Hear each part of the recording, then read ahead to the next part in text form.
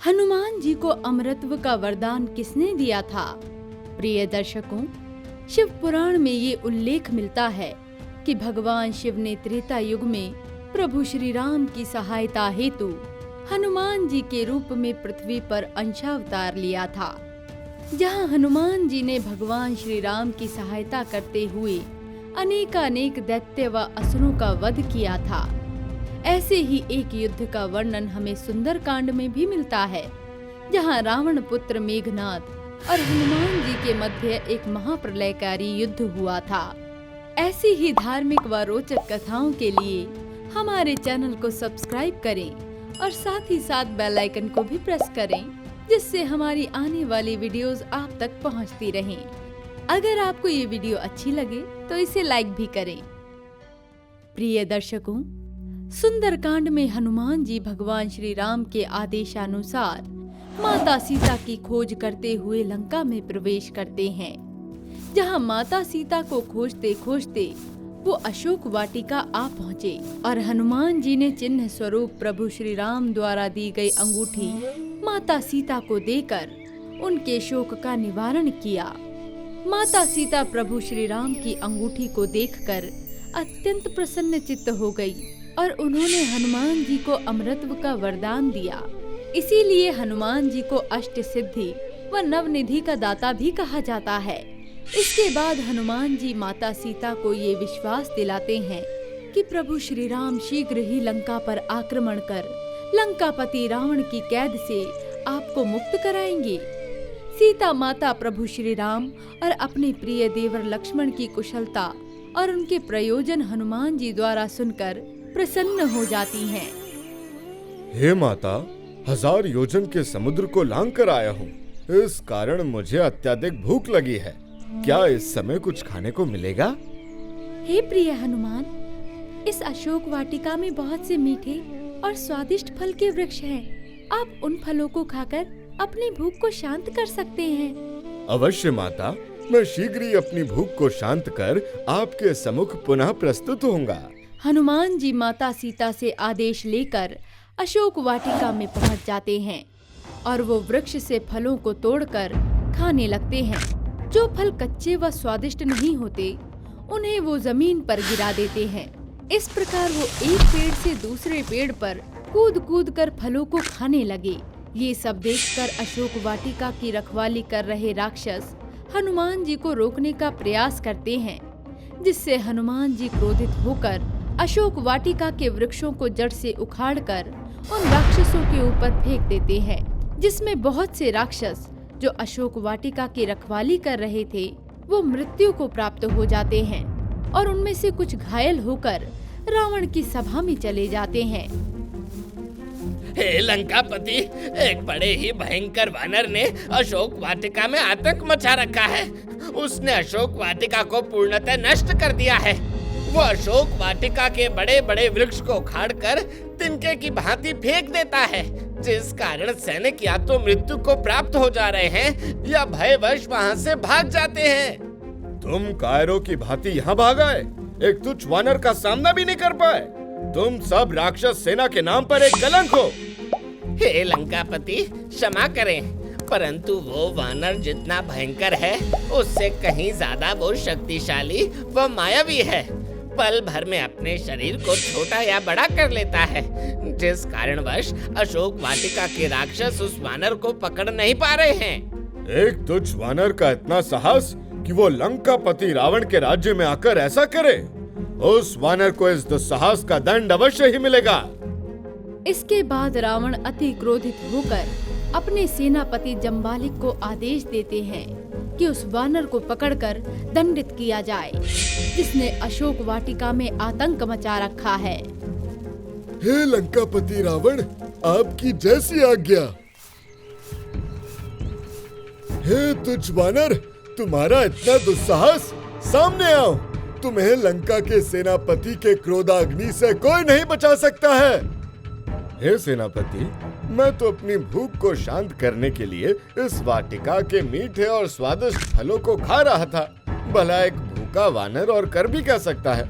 परंतु आपके सैनिक मेरे भोजन के बीच में बाधा बन रहे थे, इसलिए मैंने उन्हें दंडित करके यमराज के पास भेज दिया है। दुष्ट वानर, तुम किसके आदेश पर इस वाटिका के फलों को खा रहे हो? एक भूखे को भला किसी का आदेश लेने की क्या आवश्यकता? अच्छा, ऐसा जान पड़ता है कि तुम्हें देवताओं ने भेजा है। तुम उनके गुप्तचर हो।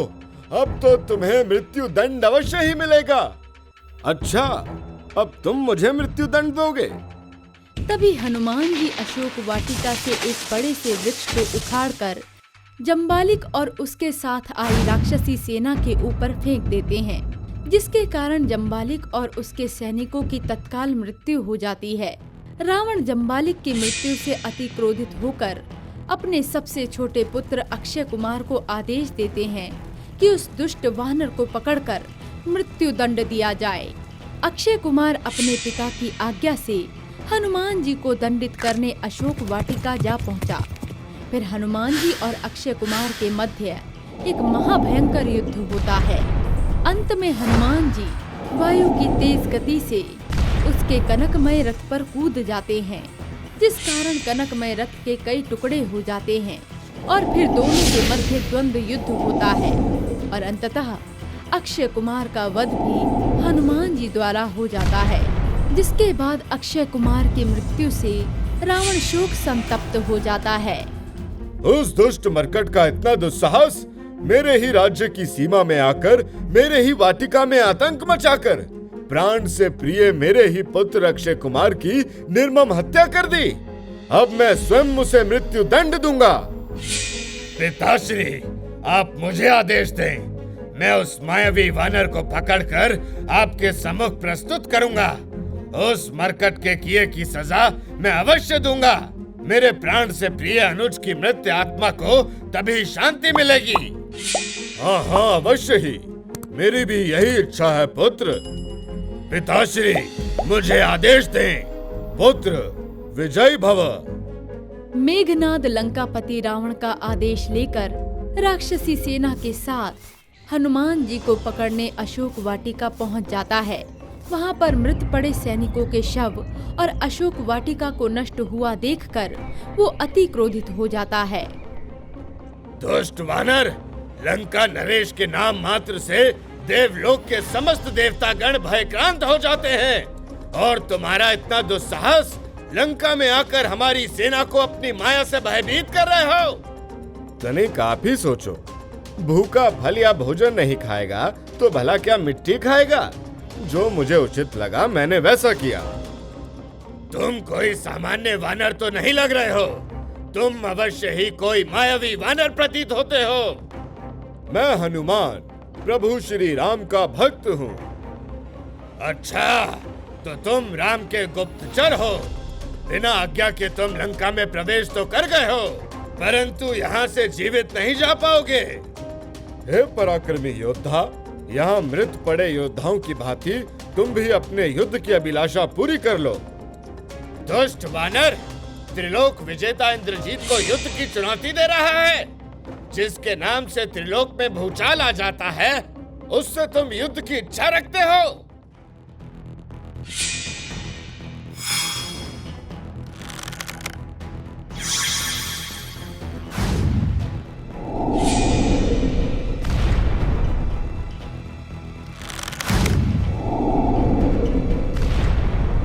हे ब्रह्मदेव, आपके द्वारा दिए गए सारे अस्त्र शस्त्र व्यर्थ सिद्ध हो रहे हैं। अतः मैं आपके द्वारा दिया गया ब्रह्मपाश का प्रयोग इस मायावी वानर पर करने जा रहा हूँ।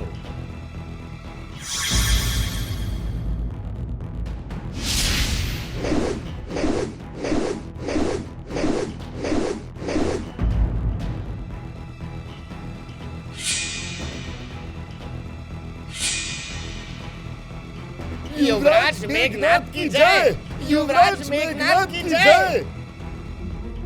इसके उपरांत मेघनाद हनुमान जी को बंदी बनाकर रावण के सम्मुख प्रस्तुत करता है।